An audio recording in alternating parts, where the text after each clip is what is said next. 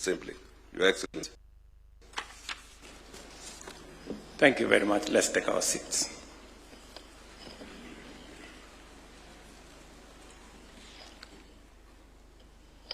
The Honorable Chief Justice, Martha Koome, Deputy Chief Justice Philomena Mwilu, Judges of the Superior Courts, members of the Judicial Service Commission, distinguished guests, ladies and gentlemen.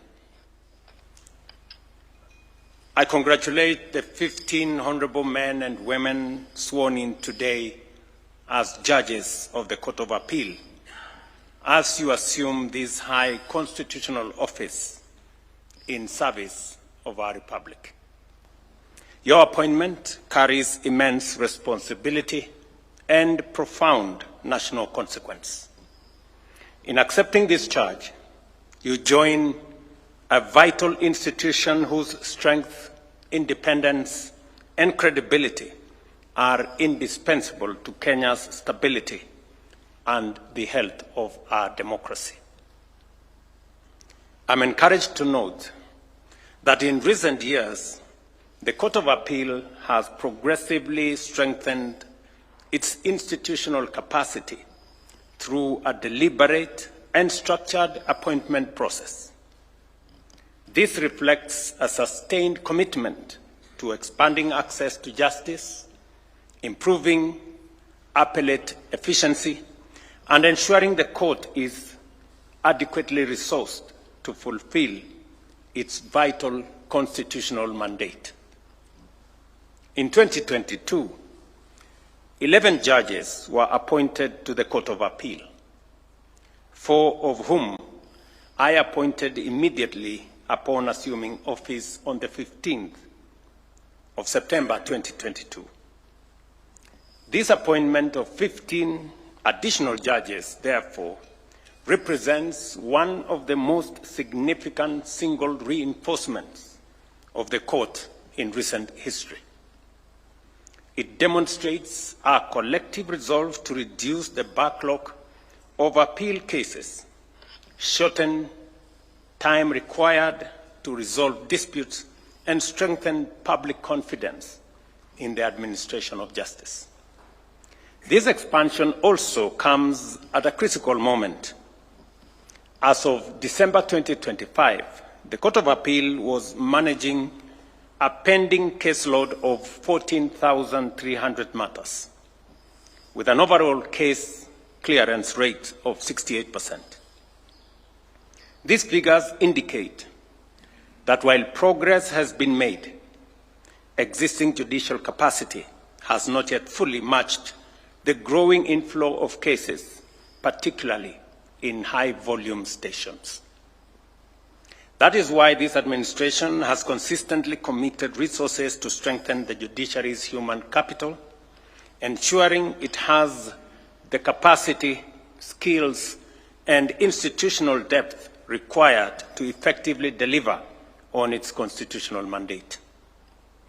In the High Court, a total of 60 new judges will have been appointed by March this year, comprising 20 in December 2022, 20 in May 2024, and an additional 20 through the recruitment process scheduled to begin next week on the 4th of February. At the same time, the Judicial Service Commission has recruited a total of 168 resident magistrates, significantly strengthening service delivery at the lower levels. These appointments are enhancing judicial capacity where it is most needed and easing pressure across the judicial system. Our support for the judiciary, however, goes very well beyond judicial appointments. In the 2023-2024 financial year, we increased the judiciary's budgetary allocation from 18.8 billion Kenya shillings to 21.8 billion. This commitment has been sustained and strengthened over the past 3 years, with the allocation rising to 26.9 billion in the current financial year. Equally important is the welfare and security of judicial officers. Last year, the Cabinet approved the Judges' Retirement Benefits Bill, which has since passed the second reading in Parliament and is now in the final stages of consideration.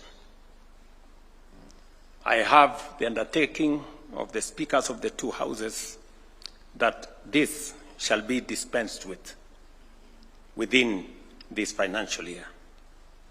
Once enacted, this legislation will establish a dedicated pension and retirement benefits framework for judges of the superior courts, providing enhanced benefits including pensions, gratuities, medical cover, and related protections to safeguard judicial independence and ensure dignified and secure retirement. Even as we provide this support, we issue a clear and respectful challenge to the judiciary.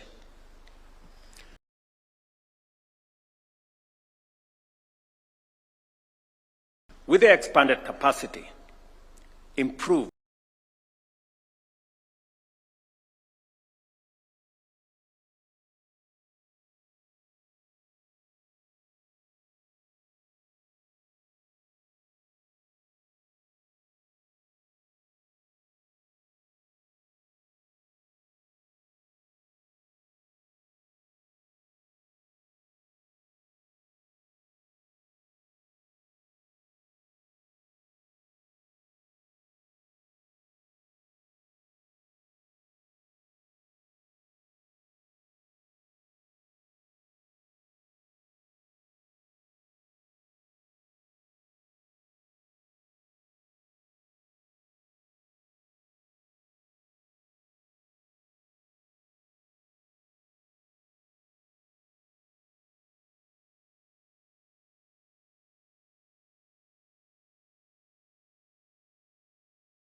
of the judiciary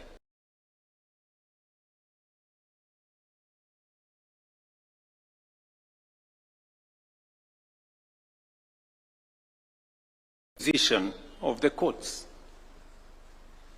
And I have been candid about this reality. On certain occasions, I have questioned judicial decisions that appear to impede the implementation of critical public policy priorities. And I have raised concern where some rulings seemed to cross into the realm of judicial overreach, or even, as some say, tyranny. These concerns are neither expressed lightly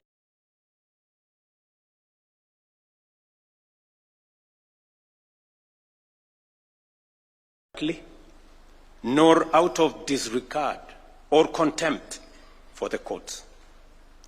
It is out of duty to speak honestly and candidly about the consequences such decisions have on the lives and livelihoods of the Kenyan people. Even so, and notwithstanding these differences of opinion, this administration has consistently respected court decisions. Where we have been dissatisfied, we have chosen the lawful path of appeal where available, rather than defiance or disregard of court orders. And I want to give you my undertaking that this administration will not disregard any court rulings. At all times and in all circumstances, we remain guided by one immutable principle, that the rule of law must prevail, because without it, no policy, no program, and no government and no country can endure. Once again,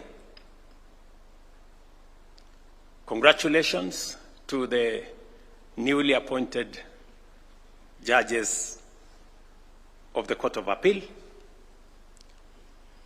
And I will be, in a short while, approaching the court to help me understand the place of a policy document called a manifesto. You all understand that the ultimate authority in the Republic of Kenya is the people of Kenya. And the people of Kenya speak to us through their decisions in many respects, including through their vote.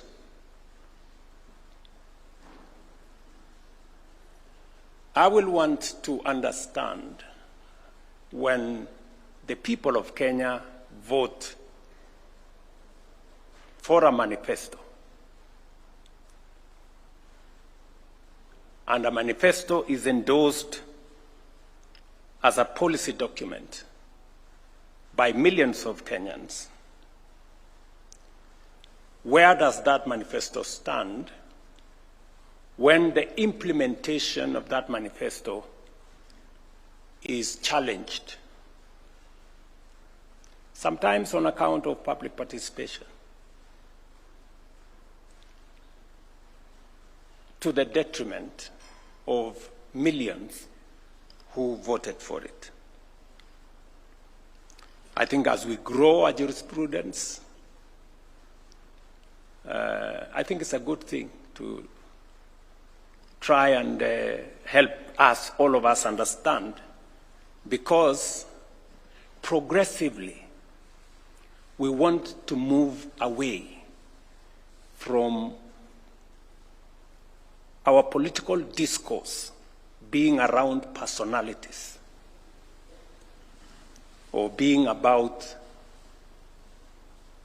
individuals, and more towards policies, programs, ideas that get captured in a manifesto upon which a government is established. I will be respectfully approaching the court to help all of us understand, so that maybe if the manifesto is not very important, so we stop wasting time putting it together. We can go and campaign as individuals. But the people of Kenya, from what I hear, they want to elect leaders on the basis of what they stand for and what they intend, how they intend to change our country and their lives.